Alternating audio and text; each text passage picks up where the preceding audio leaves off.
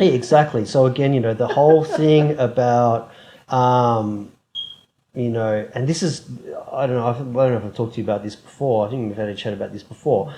When you step into a jam or a cipher or whatever, because breaking has so much character, you're technically acting. So you nearly step into a different character. Right. Right? Right. When you're on the floor. But this is the thing that I also try to think about now as well, is like, you are being an artist. Actors are artists, right?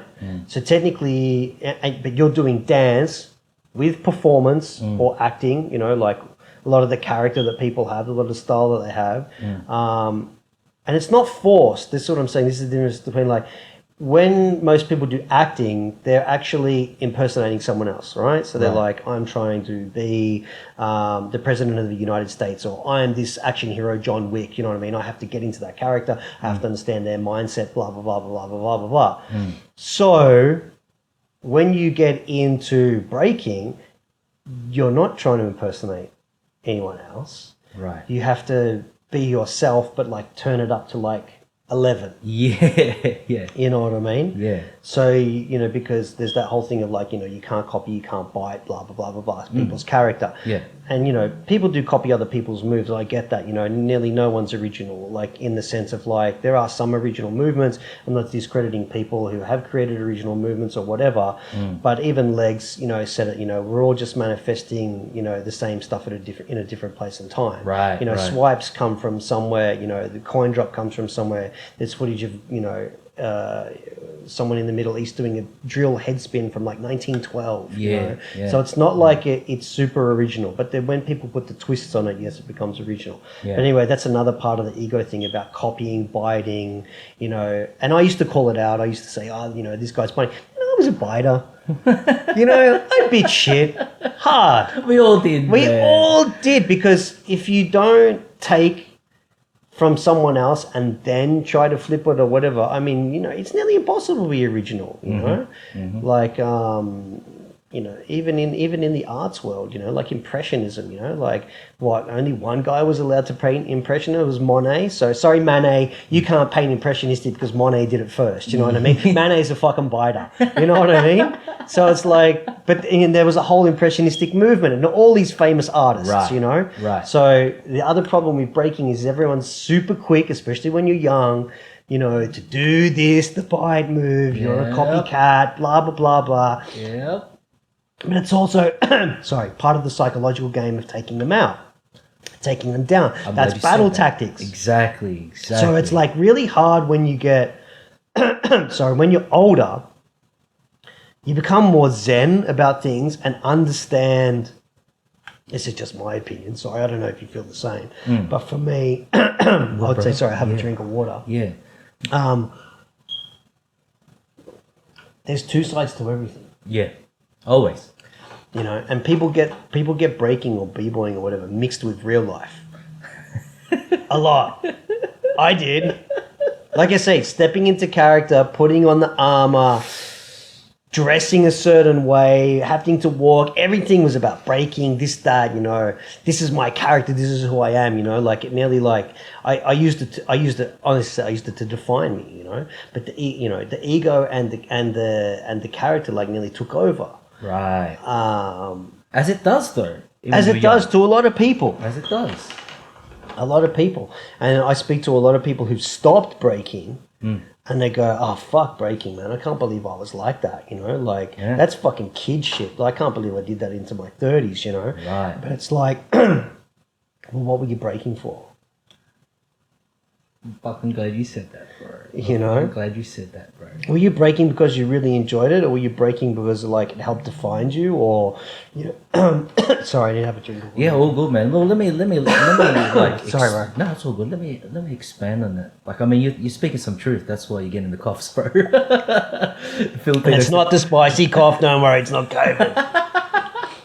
It's the mere fact, bro, that we all do this for different reasons. Yes. And that, like, I'm coming in from a different tangent here, but it's like, we shouldn't slay a dude or at least we should be making ourselves aware, older and younger, that like this is like a platform It is. to grow. It Right? is. And dare I say, not only is it like psychological warfare of some sort in a somewhat non-violent sense, you know, but it's also kind of like a spiritual warfare. It's like, you know, like fucking, I got some shit to get off my chest, or I'm going through fucking just growing up, you know, like you fucking, you don't know that your balls are producing that much fucking testosterone, and you don't know what to do with it because you don't play footy, you don't fight, Yeah. you know, this is what you do, you know, and then it comes out like that, man. Yeah, I agree. Well, I say this to create a lot as well, you know? Like I speak to him from time to time and I keep saying this as well. Good old Are you Deanne. still breaking, man? Oh, yeah, you know, I'm still doing all this. Oh, you know, do you go to battles and stuff like that? And I go, man, I'm not angry anymore. He said that. Yeah, like... Makes sense. Well, even me, I'm like, yeah, I'm not angry anymore, man. You know, like... You got family, you got kids, you got all these other things in life, Yeah. and you realize, you know, that like, yeah, breaking was part of your life, and you made it your whole life. And some people do; they make it their entire life, their entire personality. And then other things come into your path as you know you grow as a person or a human. Like you know, wanting to have kids, or you know, like you know, taking it easy, or some people are forced into it; they get really bad injuries, or whatever it is, you know. And yeah, it changes you. But I had a really good conversation with someone the other week, and this like kind of just hit me again. Is that if you want to talk about breaking as an art form, right? And this is the thing that's like, you know, we're in an era now where there's a lot of awareness about mental health and all of this type of thing, you know. Right. And back then, you know, especially with breaking with machismo, you know, you couldn't stop and think about like breaking in that way. You know what I mean? Like no, it was like that was not allowed. that was not allowed. You couldn't, you know, you couldn't be like the sensitive b-boy. You get fucking smashed. Yeah. You know, you get beat up. You know, like what the fuck's wrong with you? You crying? Fuck you, bang. You know, Fucking sissy, fucking fucking sissy. You know, fucking exactly. F-word. Anything like that to try and then that was also part of the game to try and take them down a notch. See, I'm king. You know, I smote you. Even like you can't handle it. You know, get out of here, you weak piece of piss. You know, there's this toughness that you know emulates from breaking. Yeah. But again, growing and moving forward, I spoke to a person at a jam just in Sydney the other day, and she now is just about to finish her degree in art therapy. Yo. So, what a lot of people don't realize is, and I realized this way later on, breaking is my art therapy.